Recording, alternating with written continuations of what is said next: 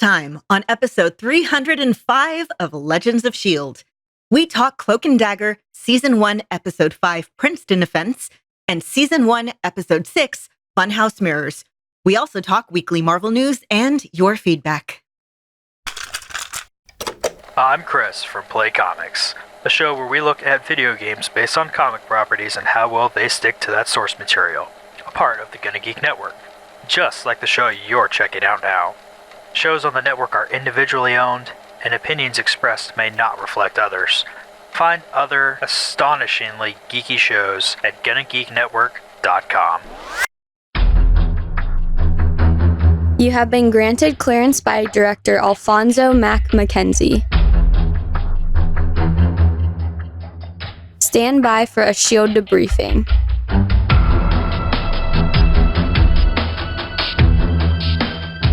All information to be discussed here is classified and may only be discussed among agents granted clearance by the S.H.I.E.L.D. Director. Now it's time for your scheduled debriefing. I'm Director SP. I'm Agent Haley. I'm Agent Lauren. And I'm Agent Michelle. Welcome to Legends of S.H.I.E.L.D. We're a Marvel Comic Universe fan show. The show is recorded on Sunday, October 27th, 2019, live from the Legends of S.H.I.E.L.D. studios and broadcast galactic-wide via www.geeks.live. Come and join our live chat and respond with us as we record. Ladies, happy National Black Cat Day. That's the best day. As discussed earlier before the podcast, I'm celebrating by looking at potential new black cats to add to the family. I had a black cat. It was actually a kitten. This kitten was left on my doorstep. The neighbors realized that I was a cat person and such. And there was one November, it was raining underneath, just this little black kitten. And I brought it in, and I was just like, well, I was just wanting to make sure it was out of the rain. We didn't have plans on keeping it, but we kept her, and I named her Annabelle. And she was so sweet. She had a string, this one string that she always played with. Didn't want any other string. It was this one string that we always had to play, string with her with. Cats are great. I had a black cat named Baby Doll, but my dad accidentally let her out of the house. And my spouse had a black cat named Demon, who is now living at my in-laws' place, and he's a good old man. Once upon a time, last century, actually, I had a black cat in the family named Jinx. We spelled Jinx. So Jinx, I don't remember what happened with Jinx. I was too young, but Jinx, he had his own cat perch in the house and everything. He was a good black cat. So anyway, we all have experience with black cats, and we're all still here. So black cats are good. Black cats are good, actually. Yeah. Yep, they're sweeter than other cats, so you should adopt one. It's just it's just science. So tune in next week to see if Haley has adopted a new black cat. What do you think I'm doing when we finish this podcast? Excellent. All right, let's get on with the rest of the show. Legends of S.H.I.E.L.D. is a fan-based podcast on the ABC television show Marvel's Agents of S.H.I.E.L.D., the multiple Marvel small screen series, and the Marvel cinematic and comic book universes in general. Because science makes the best cookies.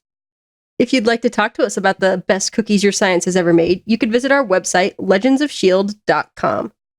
If you'd like to talk to us about the best cookie you've ever had with or without science, you can leave us a voicemail at 844-THE-BUS-1. That's 844-843-2871. You can share your tips on baking cookies on our Facebook page, Legends of S.H.I.E.L.D. Podcast. You can tweet us pictures of your cookies on our Twitter account at Legends of S.H.I.E.L.D. You can watch us being very sad that we are not currently eating cookies on our YouTube channel, youtube.com/GonnaGeek. You can tell your Amazon device to enable Legends of S.H.I.E.L.D. skill.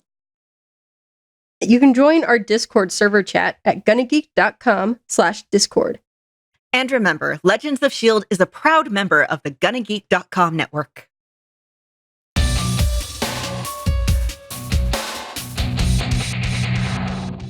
We're talking a little bit of Cloak and Dagger today. More news on that later. We're talking about episodes 5 and 6 from the first season. They aired on Freeform on June 28th and July 5th, 2018, respectively. Michelle, why don't you run down the creative team behind the 5th episode, Princeton Offense? This episode was directed by Russo-Young, who has 14 directing credits starting 2003, including 3 Everything Sucks, 1 Sweet Bitter, 1 Cloak and Dagger, and 1 Sorry for Your Loss. This episode was written by Niceole R. Levy, has 7 writing credits starting in 2013, including 7 Ironside, 4 The Mysteries of Laura, 3 Shades of Blue, 4 Cloak and Dagger, and 1 Reef Break, and also written by Joe Pokaski, who has 8 writing credits starting in 2006, including 8 episodes of Heroes, 2 Daredevil, 16 Underground, and 7 Cloak and Dagger. Haley, why don't you run down the creative team behind the 6th episode, Funhouse Mirrors? This one was directed by Jennifer Phang. She has 18 directing credits starting in 1998.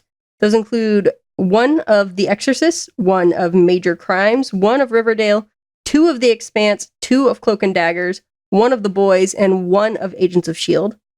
And the episode was written by J. Holtham and Jenny Klein. J. Holtham has 7 writing credits starting in 2013. Those credits include 9 episodes of Pitch, 2 of Cloak and Dagger, 1 of Jessica Jones, and 1 of Supergirl. Jenny Klein has 7 writing credits starting in 2010. Those writing credits include 6 episodes of Supernatural, 1 of Jessica Jones, 2 of Cloak and Dagger, 2 of Sacred Lies, and 1 of The Witcher. And Cloak and Dagger is based on the Marvel comics, which were by Bill Mantlo and Ed Hannigan. We often start off talking about the themes of the episodes, and we base the themes based on the titles of the episodes. And we're talking about Princeton Offense and Funhouse Mirrors. Lauren, I'm going to let you take a stab at this to begin with. What is the theme of the episodes? Well, I was just going to say that Princeton Offense is actually a move in basketball. I was looking it up on Wikipedia, and the offense starts off with 4 players outside the 3-point arc, with 1 player at the top. And the hallmark of the offense is a backdoor pass where a player on the wing suddenly moves in towards the basket, receives a bounce pass from a guard, and, if done correctly, finds himself with no defenders between them and a layup. So that's sort of a whole, strategic offensive move in basketball, which basketball is an important part of the episode. And Funhouse Mirrors, I feel like we all know what a funhouse mirror is. It's not like a regular mirror where you look into it and you see yourself, but in reverse. But they're often bent in ways so that you look distorted. So Princeton Offense was something that was kind of used during the state championship game in the first episode, where Ty was weaving in and out as he was bringing the basketball forward. It wasn't the exact play that you were describing, Lauren, but it was kind of that way. And he was using his touch to go on the fear of the other players and the referee, by the way, as he made his way forward, basically distracting them. And Funhouse Mirrors, well, there was a whole bunch of stuff that happened in the second episode, including Detective O'Reilly acting a little bit out of ordinary. We'll talk about that later, too. So I think those are adequate descriptions. Anyone else want to take a stab at these? Haley, you're usually good at this. Well, we also kind of saw the other lives that our 2 leads could have taken, like a funhouse mirror of themselves. We saw Tandy with the other girl whose name I don't remember right now. And we saw Mina, I believe. Yes, sure. Mina. We saw Tyrone with his brother's friend and the life that he could have had if his family hadn't moved. Well done. All right, I think with that, we'll move on. And Michelle, you want to talk about Tandy's life skills a little bit and her ability to gain employment when she needs to. Tandy has a master's degree in lying. There's just no other way of putting it. She lies to get an internship with Mina, of course, bringing coffee to people and saying that you're free labor. Of course, that's going to get you an internship. She lies about being this sort of Instagram influencer in order to get this job so she can go into the gala. And then she just continues to lie. And it's interesting about how at the end of the episode, when Mina figures her out and Tandy actually stands there and says, telling the truth really never occurred to me. I mean, she's lying. She lies to get, she lies about having like the flat tire, being this girl who needs help with the flat tire. And it's just lies everywhere. She decides not to kill. Was that Loudon Swift, which she decided not to kill? I forget what the name of the guy that she decided not to kill. No, it was something Carmichael, I think. Oh, yeah. Because we were joking that nobody good is ever named Carmichael. No, Peter Scarborough. Scott, that was Scott and me joking. Yes. Okay. Yeah, Peter Scarborough. Peter Scarborough is the name. Yeah. So she decides not to kill him. Why did she decide not to kill him? Because she's never actually committed murder before. It's kind of a big step to take. Fair.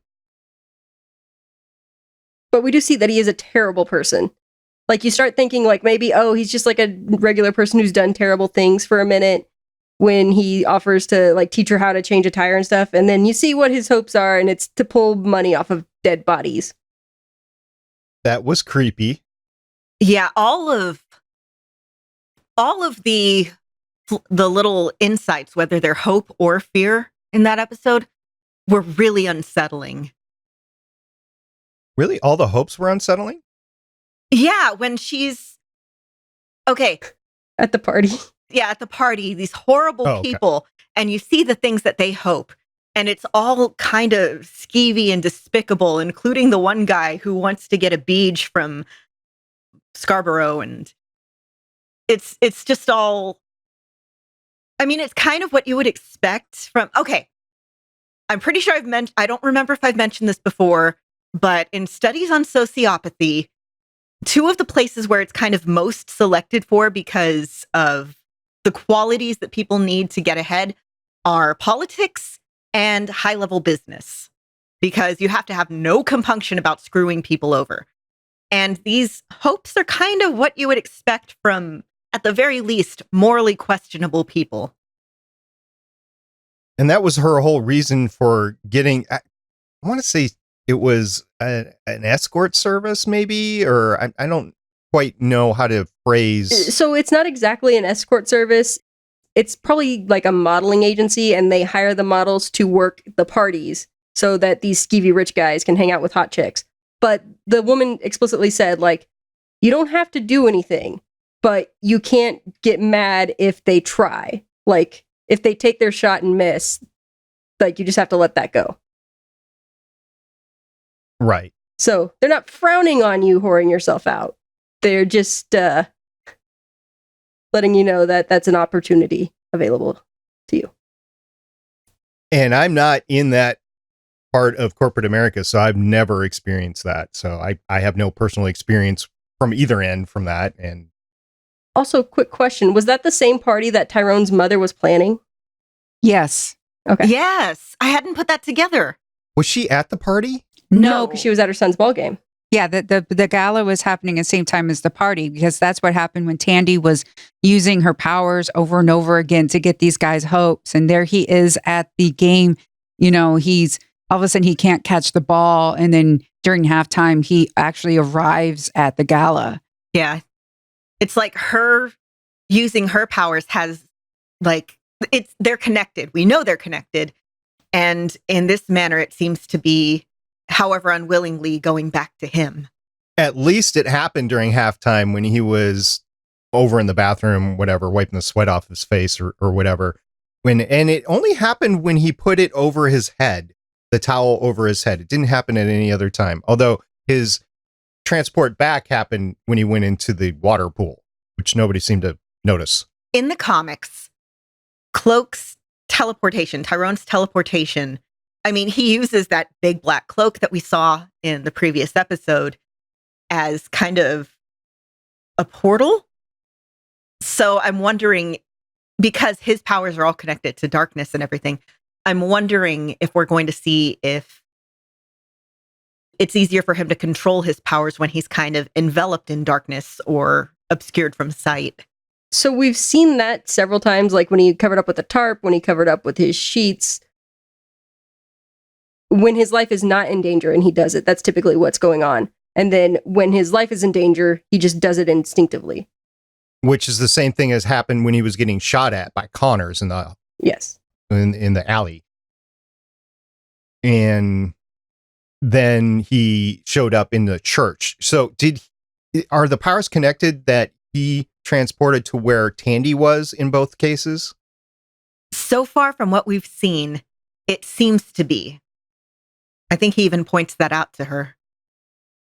Yeah, because he was even teleported in the earlier episode when the crash happened where he had the gun and she was in the car. He was actually transported to her. So they are connected, and they will, as they said in a previous episode, they come together and are pulled apart, but they are connected. So 2 times Tandy was using her powers that there was a connection there. Once was when she was doing it on Mina Hess's father, Ivan. I think his name is Ivan Hess. It's Ivan. She was using it on Ivan, and she got into the locked door and she couldn't go in because the cloak power was coming after her. And that'll be interesting to see how that turns out. I have no idea. It wasn't that she used her power, but she didn't use her power with Mina. She decided not to invade Mina's thoughts, which I think was the first time that she decided not to use her power. Yeah, everything that we've seen of Tandy so far is she manipulates. She takes every advantage that she can get because she's been left with so little. So I forget if it was in these episodes or the previous ones where they're mentioning that Tandy seems to be trying to get Tyrone to do things more at her level, like manipulating and everything. And Tyrone is trying to influence Tandy to be kind of more on the up and up. And I think this is the first sign of Tyrone's influence that we maybe are seeing on her. And the conception is that Ty blows the state championship game to let the other team win. And I have my speculation on why that occurred, but Michelle, why do you think that occurred?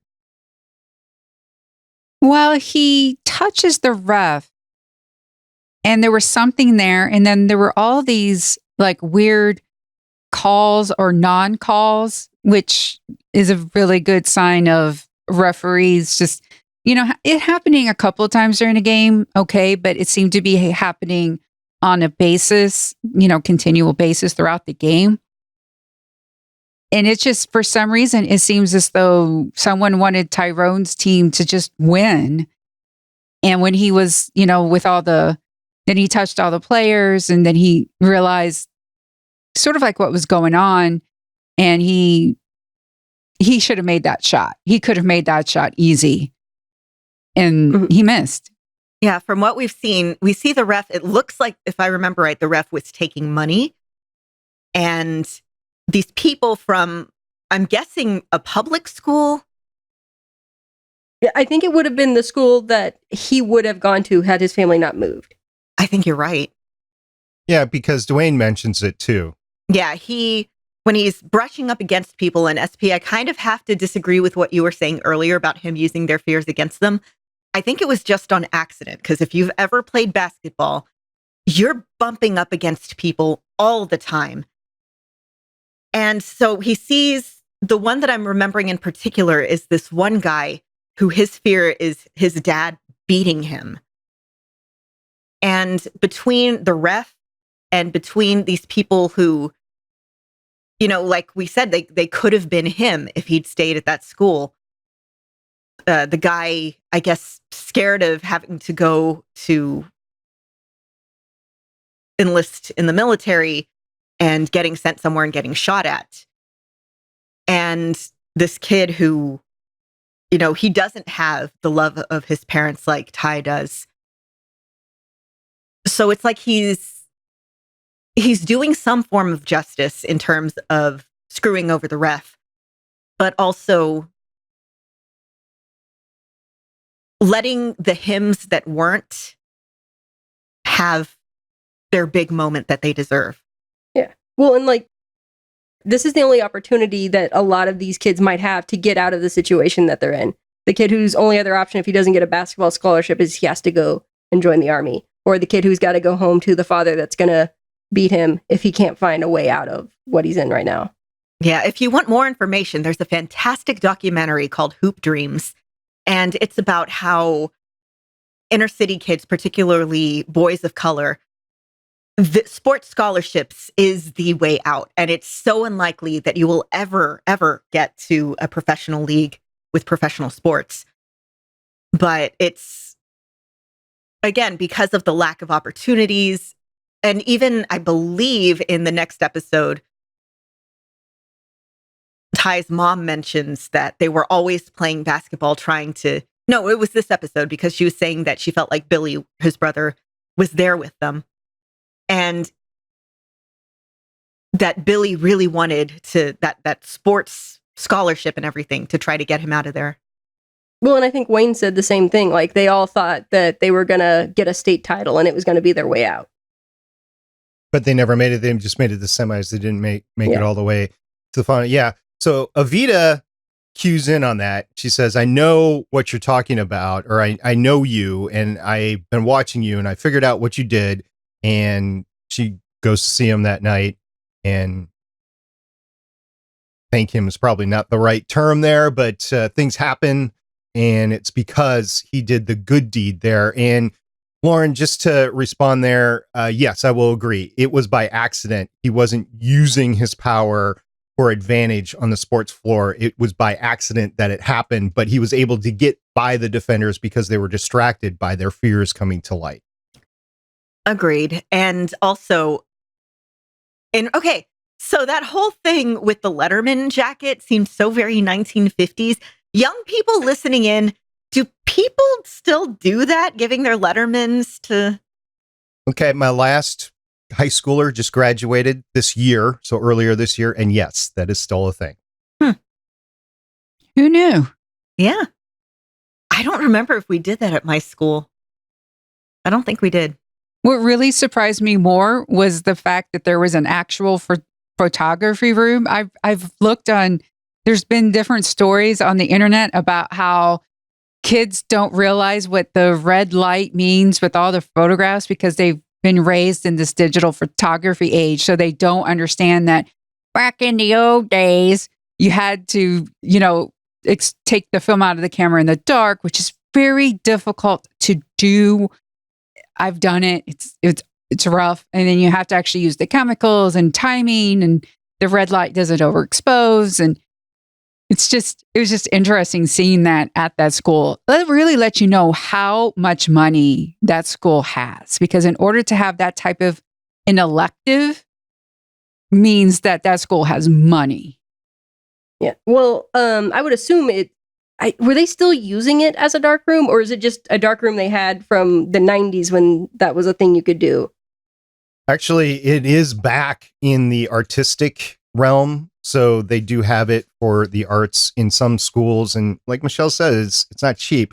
I was actually surprised. I went back to I won't say which reunion, but my high school reunion. And they had us tour the place because they had built 2 new buildings, or rehabbed one and built a new one since we had graduated, in additions on the campus. And part of the one building that was built from scratch is half of the wing was a new art studio. So they had a pottery area. They had a media center, actually. I think they could actually do podcasts there. And they had a dark room. And yeah, I can't imagine how expensive that is today, because there's just not the industrial level production going on with all those chemicals in the paper and everything, because everything's digital. Yeah, even I've had some diagnostic work done recently. I've gotten so many x-rays and MRIs, but it's astounding. When I was in high school, I was in a health science magnet, and we learned how to take x-rays, particularly dental x-rays. And now, I mean, you don't have all the, the steps of developing and rinsing. And last time I went to get dental x-rays done, they have a little digital plate and you could see your x-rays immediately. And I got my wrist x-rayed recently, and same thing. It's little digital plate that goes to a computer and you can see the results immediately. It's astounding. We live in the future. Yeah, my mom is an X-ray tech, so I remember as a kid going to work with her and her going into the darkroom to develop the X-rays she took. We might be living in the future, but I'm still waiting for my flying car that will transform into a briefcase when I get to my job, and the moving sidewalks that will take you everywhere. Still waiting for that. That's not the way it's going. The flying cars will fly themselves, so they'll go off to pick somebody else up after they drop you off at work. I could see that. All right, so the one thing about the state championship that kind of got to me, because I actually played, I did not play basketball, but I played in my high school, played in a lot of state championships. They're actually in big arenas. And this was just like a larger, but just a high school arena. That's kind of a small thing for a state championship. Yeah, usually they happen at like the big state college basketball arena. Yeah. But hey, at the level that this was funded, they did okay, I guess. I mean, it was what, 5-10 minutes of the whole episode, if that. So yeah, I'm willing to look past it, but yes, they definitely would be going somewhere bigger. And I'm guessing that basketball is done for the series from this point on, because I don't think he's going to college with a basketball scholarship. Yep, finals are done, and he missed that shot, so the recruiters are probably not looking at him as closely. So Ty's whole relationship with Dwayne, it was interesting because he is just looking at the picture of him and his, I don't know if he was in it or not. I can't remember the picture, but it was his brother and his brother's friends. And he just ends up transporting himself to Dwayne's place. And they have this whole thing about Dwayne making it into his own business and everything. And then we find out that it's not what it seems on the surface, because Connors is involved and illegal drug activity is involved and everything. And it ends very tragically for Dwayne. Michelle, what happened there? Yeah, we learned that Connors and Dwayne are working together because Dwayne was there that night and saw what happened and used it as an opportunity to get out. All this time, Tyrone tried to tell the truth when he was younger. Nobody believed him. So he's angry that Dwayne didn't come forward. And Dwayne makes this argument that if I had come forward, what would have happened to me? Would I have been shot and dumped in the river as well? So I took the situation that I had and I made it, I did this business, and okay, yes, I also sell drugs. But what happens is Connors and Dwayne is getting like, you don't need me anymore, or like you need me more than I need you, sort of thing. And Connors is not liking that. And he's wanting, and then like the detective O'Reilly is getting too close and asking too many questions. And this is New Orleans, and her cop boyfriend is like, everybody likes the status quo. Stop poking the bear. Don't ruffle feathers. Just leave it be. So she's getting nosy. And then with Dwayne, and Connors wants basically either Dwayne to kill O'Reilly or O'Reilly kill Dwayne. But Tyrone is there and he warns O'Reilly that she's probably going to get shot by Dwayne, and Connors wanted to frame Dwayne. But what happens is O'Reilly comes in and ends up shooting Dwayne, which is, tragic and such. But I think his perfect plan was that Dwayne would shoot her and then he would shoot Dwayne and be like, oh, I shot him because he shot my partner. Yeah, that sounds right to me. yeah. Probably how it was planned, but it didn't happen that way. And now Connors knows that there's somebody that is out there that saw it, but I don't think that there was anything that... So this is a case where, is the police justified of shooting here? I mean, yeah, he had a gun pointed at her and was getting ready to shoot her. So there really is nothing... It happened to Connor's benefit either way, I would guess. Because now Connors can take over the operation. Yeah, except now O'Reilly is still looking at him. She's not dead. She's a loose end. Yeah, he can't take over in full force until O'Reilly's dead, and basically everybody who knew about that connection. Obviously, O'Reilly was trying to sucker Connors in, and I'm just wondering, was she really doing that coke, do you think? I assumed she had 2 fake lines for her and then the real one for him. Oh. But I could be mistaken. I guess a police would have fake lines. It's more... So I had some friends in high school who sold fake Coke. They got the bright idea to do this one day. It was tortilla masa. I'm really glad they didn't get killed. Yeah. What movie was that? Dime Bag of Oregano? One of the characters in Orange is the New Black went to prison for selling fake LSD. Yeah, which my friends also did. They sold somebody pills that were vitamins and said it was Adderall. And yeah, I hung out with some interesting people in high school. Okay. Including the trumpeter who actually did sell Coke out of his trunk. And then he got busted and wasn't in band anymore. Wait a minute. He sold Coke out of his trumpet case? No, the trunk of his car. Oh, okay. Like cocaine Coke, as opposed to my economics teacher who used to go across the border, buy Mexican Coca-Cola, and then sell it out of the closet at school. It occurs to me that my high school experience might have been a little weird. Just a little. Alrighty. Let's get on to something that's more appealing to Lauren, and that would be nature, Mother Nature, and bees. Bees! So, Michelle, what's going on with the bees in this episode? Well, Tandy gets an internship with Mina, and then she gets the good waiters. Remember to always get the good waiters. Don't skimp on the waiters. Yeah. Mina starts talking about looking for bee earther, who is this, looking for bees and how important bees are. And it's very intriguing, that conversation, because, colony collapse is true and we need bees. Bees gives us so much food because they fly from flower to flower covered in pollen. They're called a pollinator. And if the pollen doesn't get to different flowers, then the flowers can't reproduce. And that's where fruit comes from, because, when it gets fertilized in the fruit body, and that's where the seeds are. And that's what we eat. And it's just like, yes, bees. We need bees. Save the bees. Yeah, there's a number of animals that are pollinators, but bees, especially wild honeybees, are like the top pollinator. According to agamerica.com, certain crops such as blueberries, apples, and cherries are 90% dependent upon honeybee pollination.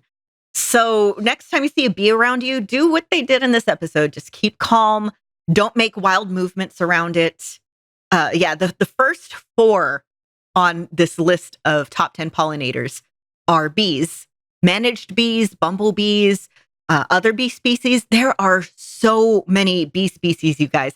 I've seen carpenter bees and sweat bees and mason bees around here, and they're all very important. And again, they'll pretty much leave you alone if you leave them alone. We've had several colonies invade my neighborhood and under my eaves specifically and stuff. And we've decided as a neighborhood that if we see something like that, we will call a beekeeper to relocate them instead of trying to just kill the hive.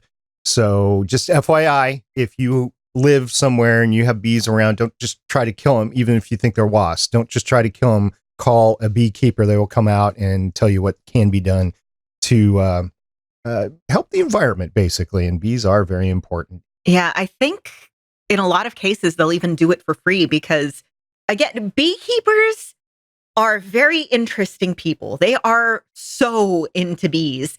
I've known a few people who are beekeepers. I've considered keeping bees, but I live in an apartment, so it's bad idea. And yeah, they They just want the bees to be safe and healthy. At my former work, we used to watch this giant beehive that was on the next building over. It was 5 stories up. And every now and then, like a piece of the hive would break off and smash on the ground below. And they'd go and try to remove the hive and clean off the wax. And then the bees would just come back because it still smells like bee. Lauren, just let me say, I've known you for a while now. I know how accident prone you are. I worry about you keeping bees. Yeah, this is a thing that I've heard over and over again. So I probably shouldn't keep bees. But you can get an agricultural exemption on land should you own, in Texas, I believe the number is 2 or 3 beehives per acre, something like that. Not bad. Yeah. Nice. There's all sorts of things you can get agriculture exemptions for. That's a huge hit on the taxes to be able to claim that agricultural exemption, by the way. So, yeah, if you do have acreage, you might want to look into that. Yeah. So for everyone that came here for tax advice, we got you. In the United States, at least. Yeah. So, Haley, tell me about Mina, because I'm intrigued. I picture you as somebody that would, not that you are, but would actually grab a dilapidated theme park and build a house in the middle of it. So what's going on with that? I mean, who wouldn't? I actually looked at those type of jobs a lot when I was first out of college, environmental engineer for a petro company, but I didn't really want to work for one of the major petro companies because of other things that they do that I do not agree with. So just one step away from being Mina.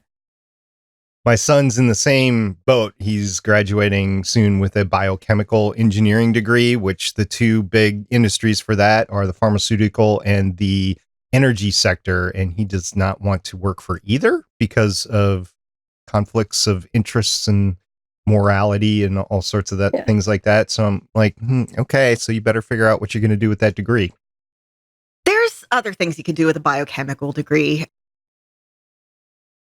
But yeah, I've known so many engineers, and yes, there's a lot of ethics questions when you go into the petrochemical. On the upside, a lot of green energy startups and things like that are starting to hire more and more. All right. So, Haley, tell me about Mina. You've told me about the surrounding environment, but tell me about Mina specifically. Well, she's Tandy's father's partner's daughter. So, in the world where her father lived, they would have been raised as like cousins, I would assume, just hanging out all the time. And I kind of think going into it, Tandy thought she was just another one of the D-nozzles working for this giant evil corporation. And it was only after being with her for the day that she saw that, oh, that's not the person that she is. And I think that's what kind of caused her hesitance to use her powers on her. And then at the end, we see that she's known this whole time who Tandy was, or at least a lot of the time who Tandy was. And she doesn't take her to see her father, but Tandy follows her there and she gets to meet her father, which doesn't really help her solve the problem she has. But I wonder if we will see her working with Tandy in the future. I hope so. I like Mina. Me too. Yeah. Lauren, I was thinking of you specifically when Mina was filming her commercial with all the beakers in front of her and everything. I'm like, you know what? I think Lauren would like to do that. Yeah, back in the days when I used to use lab equipment regularly and all that sort of thing, I really wanted to be like a science communicator, because scientists are, for the most part, really bad at switching, at translating science to normal people. So there is an actual position in a lot of places of science communicator who's responsible for crafting press statements and things like that. And she seems like somebody who, yes, she wants to do the outreach because we see her and she's working within the system, but kind of to her own agenda. Like we see her get in a fight with that guy because he was lazy and it was going to be like an extra however much money to move this valve or something, this pipe, to the spot where she had surveyed would be, have the least amount of impact. And she goes to bat for that. And yes, amazing. Well, it was like, oh, we would have had to use a crane. Yeah. And then Tandy takes a shard and cuts the guy's tire. He doesn't know how to change his own tire. AAA's not going to make it out there. So satisfying. He looked really familiar to me. I've seen him before. His name was Stan, right? And he was at the party too. I've seen him in other places. I mean, I bet he gets a lot of work as jerky-looking white guy. Yeah, but I mean, I think I've seen him in something that was related to Marvel. Can't remember. I would guess he has been like a generic agent in things, and he might have been in one of your Hallmark movies too. Yeah, that's probably he's probably working up in the neighborhood. That's probably where I've seen him. Yeah. Okay. Yeah, Stan is played by Preston Vanderslice. Of course, his name is Preston. He's from Dallas, Texas. That is not what I expected. He's been in a bunch of Mystery 101 movies. This appears to be some sort of series. This one episode of Cloak and Dagger. And Small Town Christmas, Bingle all the way. There you go. Cooking with Love. And he was in an episode of Arrow. But yes, he looks like he's been in a bunch of Hallmark movies, Christmas and otherwise. Yeah, I don't remember him from Arrow. I remember him from Hallmark Channel. So, hey, folks, just an FYI, a bunch of actors that are in these sorts of shows, in these sci-fi comic book shows, also appear in Hallmark holiday movie or Hallmark movies altogether, which is kind of why I watch it to begin with. Well, because they're all filmed in Vancouver, and I assume they shoot the Hallmark movies in the off-season of the TV show production. Actually, they're not all filmed in Vancouver. They are filmed throughout Canada and the United States, but Hallmark, I believe, is headquartered in Vancouver. So, yeah. So that's the acting community that they're using. Yeah. Yep. Since Canada, if you film in Canada, you have to use, I think it's like 10% at least Canadian actors. That's not surprising. There's a rule. So that's why you see the same actors show up in everything, because they make a living in Canada getting those parts. I know that we were offered to come up to Canada to be part of Defiance, not we, but Voices of Defiance. We were offered to be part of that. But the catch was we would have to have had a Canadian work permit, and those are hard to get. Anyway, so Mina has a dad, Ivan. Ivan used to work with Nathan Bowen, and Tandy does try to get into his mind just to try to communicate with him. Did anybody recognize what he was humming? No. I can't remember it at the moment. I'd have to go back and... He didn't start humming until Tandy sat down in front of him, though. Well, he might have been humming and we just couldn't hear it because we as the audience weren't close enough. Yeah, that's fair. Okay, so I don't know if we're going to see Ivan again or not, but we know that Ivan has something locked away that she's going to need Ty's help to get, and she recognized that. Michelle, I see you making faces over there. Michelle knows what's going to happen, audience. Yeah. Michelle knows. She makes a face, follows by buttoning up her mouth and then smiling for about the next Shrugging. 2 minutes. Yeah. Not wanting to give anything away. She would love to talk about it, by the way. So if you want to get her on private chat or whatever, she would love to talk about it, but she's just being kind and not spoiling it for the rest of us who haven't seen Beyond here. So we thank you very much for that, Michelle. All right, Lauren, let's talk about the voodoo in the episode, the cycle of death and resurrection with Evita and Tante. Yes. So Tante is, by the way, a form of address that's French for aunt. And since there's a lot of Creole French influence in Louisiana, you hear that there a lot. She's talking to Evita about the whole, hey, you're connected to this. And they start talking about this whole cycle of destruction and resurrection, kind of particular to New Orleans. And she mentions the divine pair and mentions like some previous kind of folklore stories about them. And she says that something is coming and only the divine pair can stop it. So from what we can guess, Tandy and Tyrone are the divine pair. You know, destruction, resurrection, light, dark, hope, fear. It's the dichotomy thing. And that something is coming. And from what we've seen, it seems to be tied to Roxanne.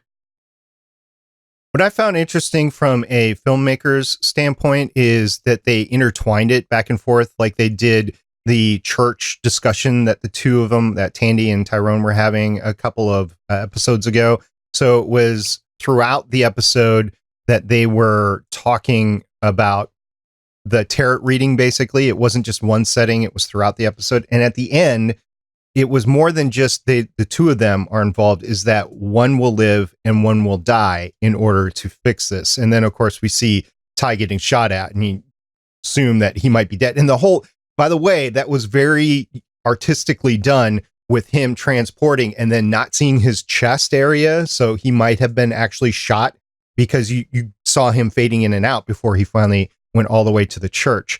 So you didn't know if Ty was hit or not until he got to the church. So one's going to live and one's going to die. Yeah. Was it O'Reilly who was also talking about the cycle of destruction in New Orleans? I think so. I think so. So I know somebody else in the episode also mentioned it. So other people are aware of this pattern. She said, I forget what the line was exactly, but she does mention something along the lines of, destruction and rebuilding. I can picture it in my head and I can't recall her dialogue, but she does point it out. And afterwards, I was like, oh, I see what you did there. So wild theory, I'm just going to throw this out there. I kind of think that whatever the material that Roxxon is drilling for, which is not oil, it's more energy than they're used to from oil, is like some sort of stored energy from the last cycle of destruction. It's as good a thing as any. Fracking for destiny. All right, Michelle, we've come to the end of our discussion here. Are there any last things that you want to bring out that we haven't hit on yet? I don't want to spoil anything. No, that's all right. I was just offering you the opportunity. Yeah, but what I would want to say, thank you very much. We'll talk about it next week. Yeah, she has so much to say and she can't say any of it. We've got 4 more episodes. We're doing 2 episodes a week, so we got 2 weeks left of season 1 of Cloak and Dagger. Then we move on to season 2, and we're going to get it in before we start season 3 of Runaways, which is mid-December. I can't remember the exact date. 10th, 12th, 13th. It's 13th. Okay. So we will get all of those in by next January, February, and we will see the crossover and we'll go from there. So Lauren, any other things left you want to discuss that we haven't hit on yet? Respect the bees. All right. Actually, my next tattoo that I want to get is a bee. Okay. Haley? I'm not going to get a bee tattoo. But yeah, I'm just looking forward to seeing where they take this. As am I. So Cloak and Dagger episode 7 and 8, Lotus Eaters and Ghost Stories, will be next week. If you have anything to say about our coverage so far or those 2 episodes in the future, make sure you send us a note and we will talk about it on the next show.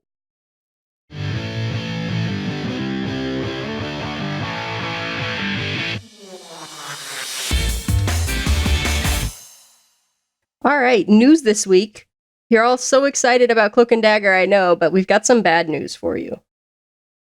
Yep, Cloak and Dagger was canceled this week at Freeform. I think we were just discussing this last week, that are they going to do it? Are they going to cancel it? They did. So on Deadline.com, they point out that in the 2nd season, the series' ratings dropped almost 40% and were on par with another drama series recently canceled by Freeform, PLL The Perfectionists. Freeform made an official statement to Deadline. We are so proud of Marvel's Cloak and Dagger and the trailblazing stories this series told. We are also grateful to our incredible talent, Olivia Holt and Aubrey Joseph, for bringing these beloved characters to life, and showrunner Joe Pokaski for his vision. We'd like to thank our partners at Marvel Television for a wonderful 2 seasons, and we're hopeful that we can find another project together. This gets into Jeff Loeb being removed basically from his position, and that Marvel wants to pivot to more animated series than live action series. So ultimately, I would prognosticate that Runaways, after 3 or 4 weeks of being out, so mid-January, we will hear that cancellation being announced. It ran that way for most of the Netflix shows, except for the last one, which they were like, okay, they know what's happening now. We'll just announce the cancellation. I also wonder if it's a similar thing where now that they've got Disney Plus starting, they want to kind of tie up everything they've got on other networks that's a Marvel live action television show, and then bring it all in at Disney Plus, with maybe the exception of one flagship show on ABC. I think that sounds about right. This is the downside of the Disney acquisition of Marvel, is that you're no longer seeing these partnerships with other places. It's all under the big Disney roof. The argument against what you're saying is that Disney still owns ABC, they still own Freeform, and they have the controlling interest in Hulu. So one would argue that their property on any of those networks or streaming services would be of fiscal benefit to them. Yeah, but on Disney Plus, it's not splitting profits with any other controlling. You don't have to split it with whoever owns the particular Freeform brand. I don't know if there's anybody left over from the previous incarnations of that channel there. And with Hulu, you don't have to split it with whoever owns Hulu that's not Disney. So if you have it all at Disney Plus, first of all, Disney knows people love Marvel. People will pay to see Marvel stuff. I mean, I'm going to buy Disney Plus. I want the Star Wars and Marvel stuff, and I want to see, all the ABC afternoon shows like Gargoyles and Tailspin and all that. They're going to be on there. So yeah, I'm a sucker. I'm getting it. Also, from a creative standpoint, if you want to do more crossover events, it's easier if everything is on the same network and you don't have to worry about, some other, no matter how minor entity, controlling some part of one of your shows and preventing you from doing those types of things. And let's face it, Marvel knows we love crossovers. Also, it's not getting the best ratings to start with, so it makes it easy to go ahead and say, yeah, let's just pull the plug. I think if it were getting huge numbers, then they'd be like, okay, we'll ride this one out. I don't think, using all those same arguments, I don't think we're going to see a flagship show on ABC for Marvel comic-based stuff. I think after Agents of S.H.I.E.L.D. goes away, goes to that good night, that you will not see another incarnation of Agents of S.H.I.E.L.D. or Marvel on ABC. The only reason I say that is I thought I read an article not too long ago that said they wanted to keep a flagship show of the MCU on ABC, but I could be mistaken. Before Kevin Feige took over and before they announced that any future TV entity was going to be animation based, not live action. So yeah, I think Agents of S.H.I.E.L.D. is going to be it. Agents of S.H.I.E.L.D. is going to be the last show standing. We already know it's done. We know it's canceled, but it would be the last one aired out of all of them, which is fitting and sad and all that sort of stuff at the same time. They brought us into this world. They're going to be the one to take us out of it. Next up, we've got some rumors. Some of you may or may not be aware that there are, I think, unconfirmed reports from TMZ based on court documents that Jeremy Renner had threatened to kill his ex-wife. So now there are rumors that Marvel is considering replacing him as Hawkeye.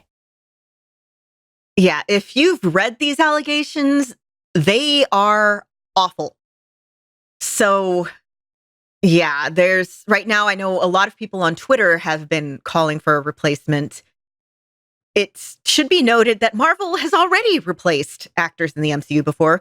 Ed Norton, originally the Hulk, Terrence Howard, originally Rhodey, and a tweet that I believe I retweeted earlier this week was like, y'all did a They All Look Alike thing with Terrence Howard as Rhodey. Just cast Charlie Hunnam and get it over with and we'll all be happy. Also, it's not like Hawkeye's that big of a character in the universe anyways. They haven't really done a ton with him. Yeah, it's more, are they going to keep him on for the Hawkeye TV series? Which, again, if there's going to be a place to switch him out for the TV series and moving forward. Yeah, after these allegations, keep Renner away from me. And you don't actually have to have a male Hawkeye. It could be, the daughter or something.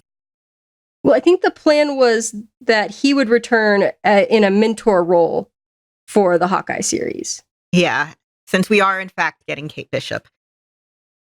But yeah, just give us a different actor, make it more like, the Matt Fraction Hawk guy run on in the comics that were much beloved, and that is probably the reason I like Hawkeye so much. And yeah, just bad behavior should not be rewarded. Yep. Last bit of news. Marvel is bringing Black Widow, Hawkeye, and Star-Lord to the podcasting world. Yeah, they're getting their own podcast. They're going to talk about it every week, just like us. No. Marvel has secured a deal with SiriusXM to create a slate of podcasts for the subscription radio platform and Pandora's streaming service. Marvel already has a podcast going, a narrative podcast. There's Wolverine, The Long Night, and I forget what the follow-up is called, on Stitcher, with Richard Armitage from The Hobbit voicing Logan, and it's been very well received. I haven't listened to it yet, but it's on there. In addition, Marvel announced a podcast centered around Wolverine with plans for an Avengers-style team-up to bring all the characters together. And they confirmed this Wolverine podcast will be separate from the one on Stitcher. They're also going to be having a couple of unscripted shows that go behind the scenes of Marvel, including one that looks at the history of the company through a modern-day lens, talk shows, and an interview series featuring celebrities and special guests. So basically, we're being replaced. No. We know our dear listeners would never choose anyone else for their Marvel content. We're clearly the best option out there, no matter what Marvel Studios puts out. Yeah, I listen to 50 podcasts. I can add 51. Yeah. Well, you can. The average person only listens to 6 or 7 episodes, not shows, episodes a week. Yeah, why did we even put this news item in there? What are you doing? I was happy for more for voice actor stuff. We need to talk about creative control amongst the news items on Legends of S.H.I.E.L.D. Yeah, don't promote the competition. In all seriousness, I obviously follow the podcasting space quite tightly because I co-host Better Podcasting, and there is a move afoot, some successful and some not successful, to go to paid streaming of a paywall, basically, of some podcasts. And there will always be room for podcasts like Legends of S.H.I.E.L.D., more of a hobbyist, more of an independent sort of spin, but there's going to be more and more of these paid podcasts out there behind a paywall that you're going to have to pay to actually get. And honestly, if you're going to pay for a streaming service, the TVs are probably going to get most of that revenue versus audio only. But if you take a look at Books on Tape and you take a look at some of the phenomenal audio dramas that are out there right now, yeah, I can totally see this happening more and more. It's just not going to be a huge business item, but it's still going to be a % of the streaming service fees out there. So yeah, there's going to be more and more stuff out there. And it looks like Marvel is starting to get their act together and looking at consolidating on a platform. And we'll see if they buy their own platform eventually too, because, well, it is Disney. Yeah, it should be noted also that these podcasts, much like the Wolverine series on Stitcher, are going to have a period of exclusivity. And then after that, they're going to drop the paywall. But who knows how long that'll take. I forget how long it was with Wolverine The Long Night.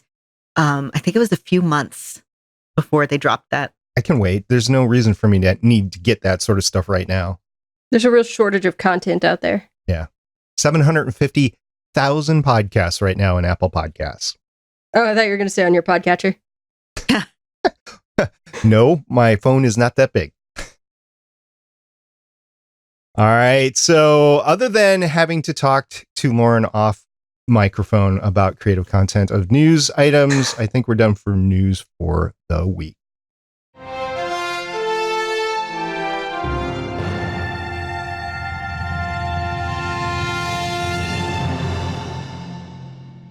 Well, we got some feedback to talk about this week. Starting on Twitter, we heard from @Mr. Paracletes. Indeed. He said, "This would be cool," and quoted a tweet from MCU Direct. Rumor, Marvel Studios is reportedly considering having actor Charlie Cox and actress Kristen Ritter reprise their roles as Daredevil and Jessica Jones, respectively, in future MCU movies and series. Please? Yes. I could see this because we were talking about the time frame of the cancellation because they were earlier this year. And we thought that there was a period of 2 years where they could not use the characters or any iteration of them. But we're almost at the 1 year mark. So they can make it one more year and bring these characters back. That would be good. Yeah, and adult animated shows are a thing if they keep wanting to go that route. I mean, right now, talking about the other big two company, DC has a fantastic series of movies that are more mature, that are animated, like Justice League Dark, and even series. We're going to have a Harley Quinn series starting up in, I believe, December. And that one is decidedly above a PG-13. And it looks fantastic. And we all, a bunch of us here, I think, watch a lot of cartoons. You have stuff like, Futurama, and there's still the people who watch South Park after 20 some years. And, animation has seen a renaissance as a viable art form and medium for adults to watch. So yeah, let us have the Defenders. I actually ask my A-word device all the time to play the theme to the Flintstones. There you go. Which was a primetime animated show back in the day. It was a parody of the Honeymooners. Yeah. And now it's remembered as a vehicle for Fruity Pebbles and Cocoa Pebbles. Fruity Pebbles are so good. They are. I want some right now. And we heard from @Andy Migna. He said, predictable that he will either look for something else or retire, quoting @/film, talking about Jeff Loeb leaving the company. So he's out as the, TV person. And I guess he's just,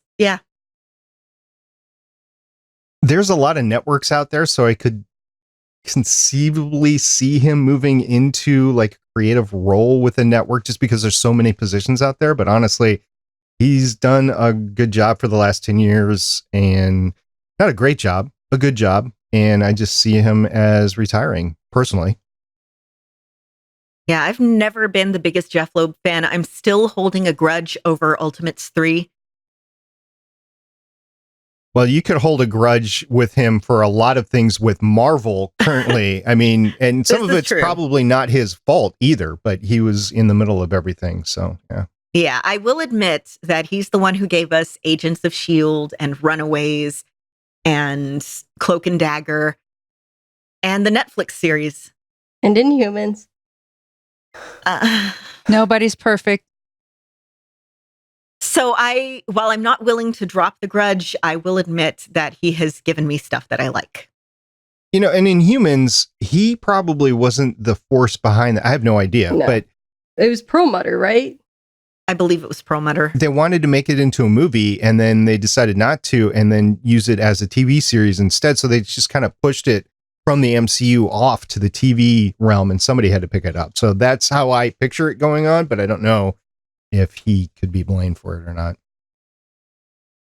Well, it's one of those things that you're in charge, you get the blame. And then on Discord, we heard from Johnny Bacon.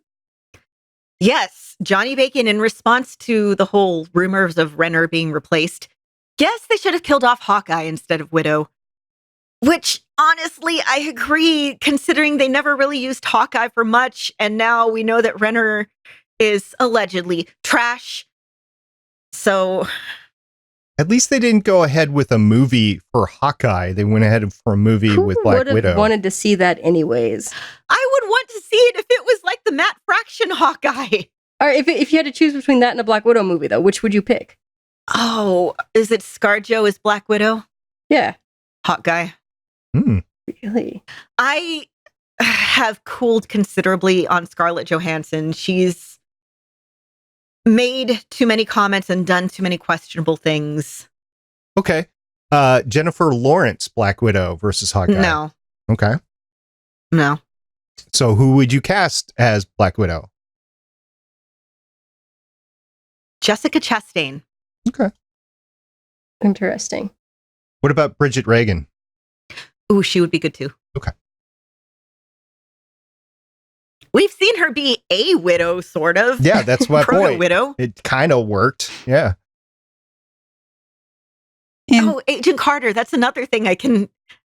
Oh, guys, Agent Carter. Oh. a moment of silence. R.I.P. Pour one out. And it seems as though we heard from Erasure.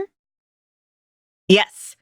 In response to all of the stuff about the networks and them canceling shows, S.H.I.E.L.D. was the biggest thing, and it's ending next summer, so it makes sense to wait and start fresh from then. Also, Netflix timeframe to use the Defenders again, etc. I kind of hope they cancel Runaways so then I don't really need to get Hulu. The existing stories may not have been done to the same level or way that he would want, and I wonder if all of that will be considered canon going forward. S.H.I.E.L.D. and Inhumans definitely. I wonder about the rest. Razor brings up a good point on Hulu. I was going to go all in on Hulu because of Cloak and Dagger and Runaways. I'm not going to get Hulu anymore, so I'm not worrying about the Disney Plus package anymore. I'm just going to get Disney Plus. I'm not going to get any form of Hulu. Well, they've got another 3-year offer if you didn't bite the first time around. Yep. I really dig a lot of the stuff on Hulu. Some of their original shows. They have a bunch of shows that I like watching on there that I'm in the middle of trying to marathon and then getting distracted and hopping onto another thing to marathon and then getting distracted and hopping on another thing to marathon. I am watching so many shows right now. And Hulu has a really good collection of anime shows. And that has, oh my goodness, I'm starting to watch anime again. It's between Netflix and Hulu. It's just... Yes, if you don't have Crunchyroll, Hulu is kind of the place to be. Everybody who is interested in anime, watch JoJo's Bizarre Adventure. It's so good. It's so good. Is Cowboy Bebop on Hulu? Yes. Yes. Okay. Which, yay, Cowboy Bebop. I take classes from Steve Bloom, the voice of Spike Spiegel. 2 months ago, we had the voice of Julia and voice director for Cowboy Bebop, Mary Elizabeth McGlynn, in to guest direct us. They are both fantastic, and I suggest rewarding everything they do. Awesome. Talking about that, I rarely promote other podcasts, especially outside the network on Legends of S.H.I.E.L.D., but I'm going to go ahead and do that right now since you're talking about different people. Curiosity Daily, which is co-hosted and produced and ran by Cody Gaw. The last 2 episodes, so October 26th and 25th, he interviewed Alan Alda. And those were amazing episodes. So go and check those out. That's Curiosity Daily Podcast. Alan Alda, for those of you that don't know, has done a ton beyond MASH, but most of you probably know him from MASH. He is a Speaking great of Hawkeyes, science communicator. Yep. The original Hawkeye on TV. Yeah. What if they recast him in the role? Would you watch? yeah. Really? As old as he is? No, that would be great. Like, just flash forward and have like really old Hawkeye. Yeah, do Old Man Hawkeye. It's canon in the comics. We get Old Man Hawkeye and Old Man Logan. Okay. And we've had our Old Man Logan movie. Give us Old Man Hawkeye. Okay. I mean, after listening to him the last 2 episodes, yeah, he has his own podcast too, Alan Alda, by the way. So if you don't listen to Alan Alda and you're interested into science communication, believe it or not, Alan Alda is an amazing podcast to listen to. I can't remember the title. Just search for Alan Alda podcast. You will find it. Anyway, that's it for this week. Thank you very much for staying with us. And we are going to try to do our part for the environment and search for B. Arthur on our way out.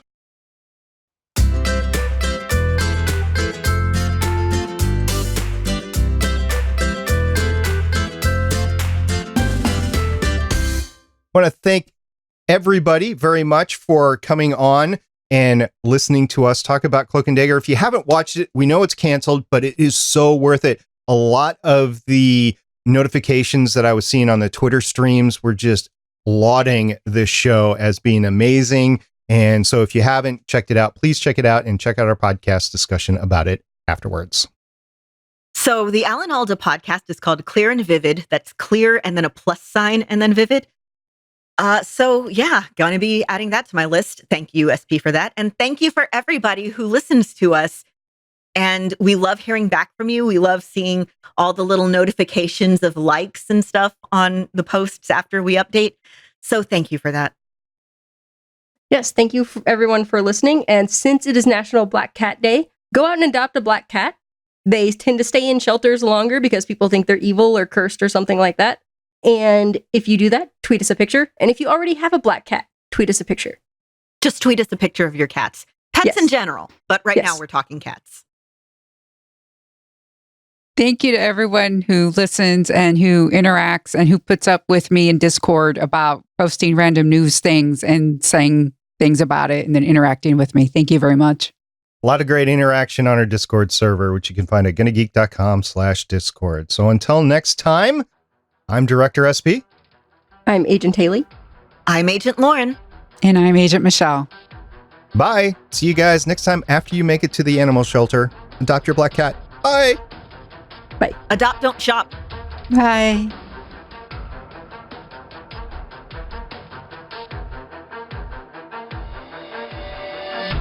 Thank you for listening. If you want to leave us feedback, go to gonnageek.com and you will find all our contact information and other shows. You can also visit legendsofshield.com where you'll find our complete archive of podcasts. The music heard on this podcast is by Kevin MacLeod, found at incompetech.com, and also artists on pond5.com and audiojungle.net. The opinions heard on this podcast are those of the individual hosts and do not represent Stargate Pioneer Productions, Legends of S.H.I.E.L.D, or Gonna Geek. Agents of S.H.I.E.L.D. is the property of the Disney Corporation, Marvel Studios, and ABC. No infringement is intended.